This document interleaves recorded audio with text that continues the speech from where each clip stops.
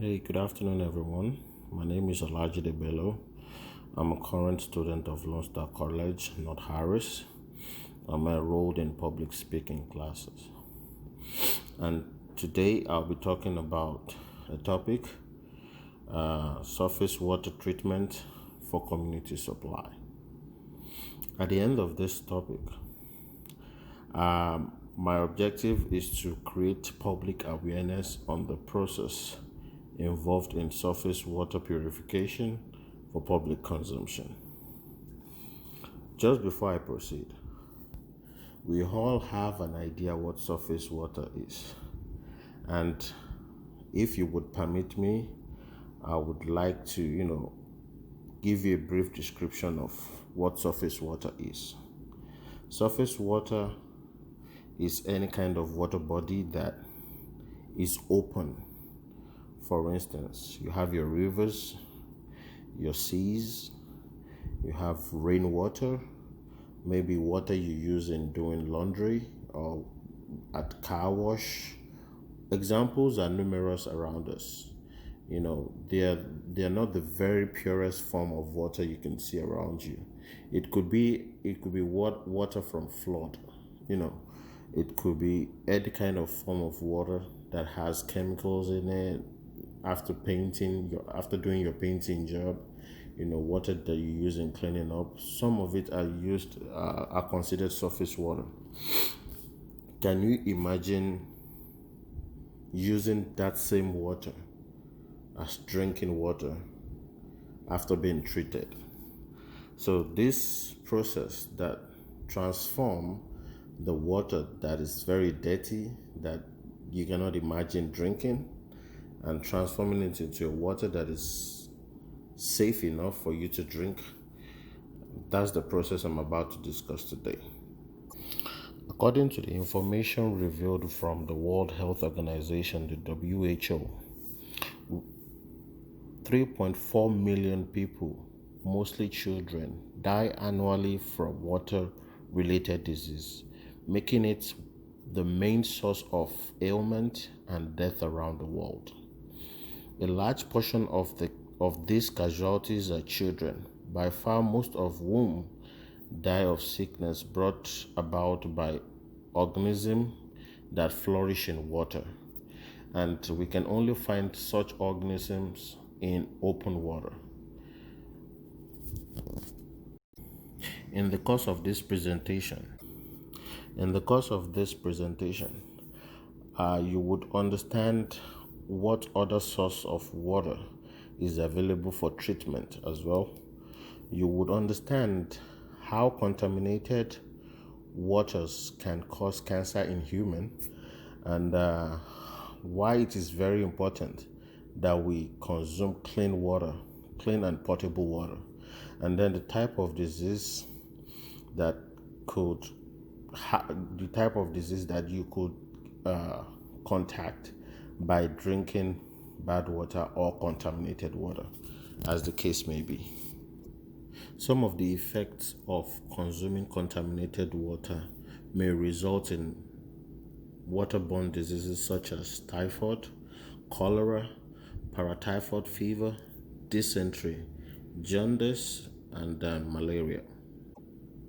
I know a lot of you will be wondering how contaminated water, by consuming contaminated water, can lead to cancer in humans. Yes, research has proven that some of the negative factors, the negativity of using the chemicals that are used in the treatment process of water can cause cancer. And some of the byproducts that are,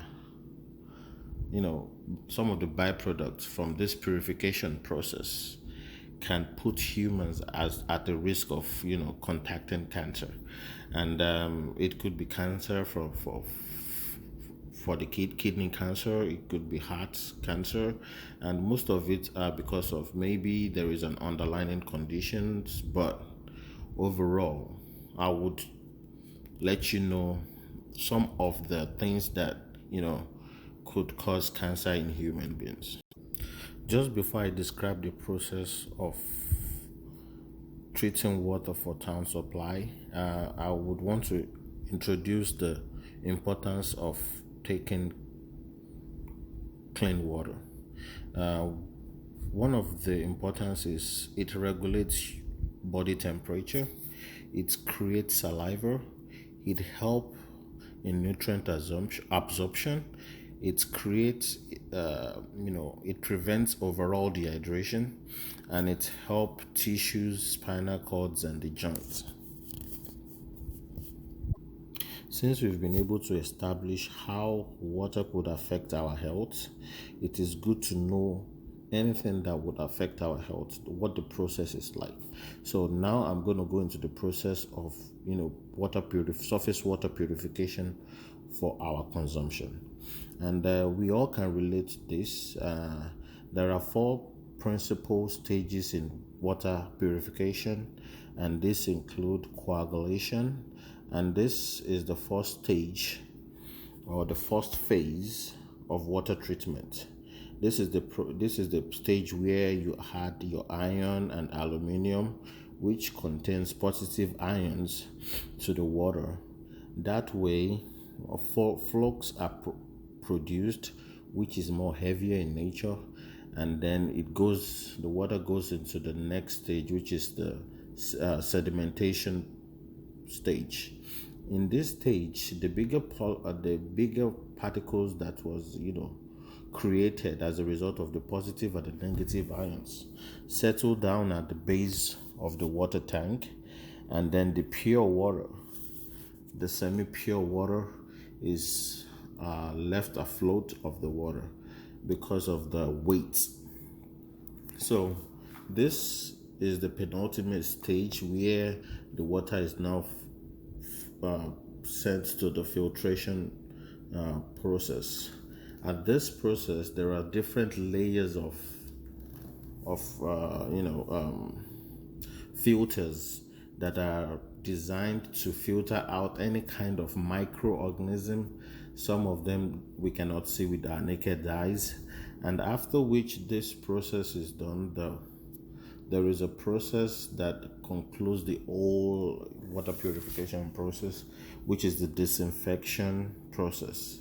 At this process, you already see the clear water. However, any living organism, any microorganism still present in the water can still be harmful at that point. So it is at this stage that chlorine and chlorinated, these are chemicals that are safe for human consumption, that are good for human body, and although when the chlorine and as good as they are, when it is too much in the body, it can cause harm as well. But a regulated portion of those chemicals are added to disinfect any kind of microorganism present in the water. So now that we already established these points and also know the process, what are the two things we need to guard against from taking contaminated water? So the 2 things we need to guard against is this waterborne disease, and we should guard against taking contaminated the water that could cost us our life. Finally,